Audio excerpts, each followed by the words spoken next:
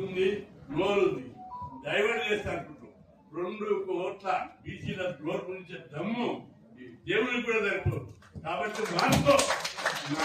ఎట్లా చేయాలని చిత్తశుద్ధి అట్లా వచ్చే మీటింగ్ పెట్టు, లేదా బీసీ సంఘాల మీటింగ్ పెట్టు.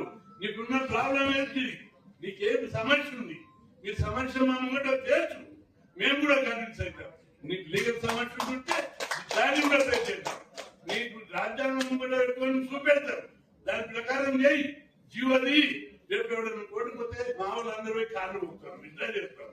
లేదు కాలేదు, కోట్ల చేర్చి కొట్లాడతాం. మంచి మంచి అడ్వకేట్లను కొట్టి కొట్లాడతాం.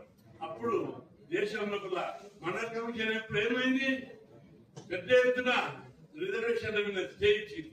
మనం ఏం చేశాం, రాష్ట్రం ఉంది ఎక్కడ బంధువులు కదలలేదు, మనం ఉమ్మడి రాష్ట్రంలో బంధు జరిపాం. దాని ప్రభావం కోర్టుతో పడ్డాం. అదేవిధంగా 2007 విద్యా సంస్థలు రిజర్వేషన్ పెడితే సుప్రీంకోర్టు స్టే ఇచ్చింది. తెలంగాణ అప్పుడు ఉమ్మడి రాష్ట్రం పెద్ద ఎత్తున రాష్ట్ర బంధులు ఇస్తే అన్ని బాధ్యతలు కూడా మనకు మద్దతు ఇచ్చాయి.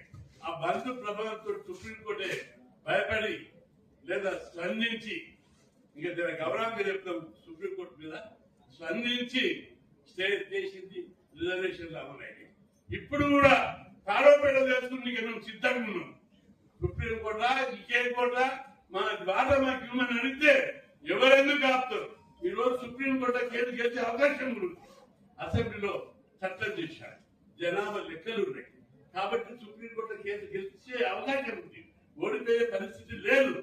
ఎందుకంటే జనాభా లెక్కలు లేదని కేసులు కొట్టేస్తారు. ఈరోజు జనాభా లెక్కలు ఉన్నాయి మీ దగ్గర, ఈ జనాభా లెక్కలు పెట్టు.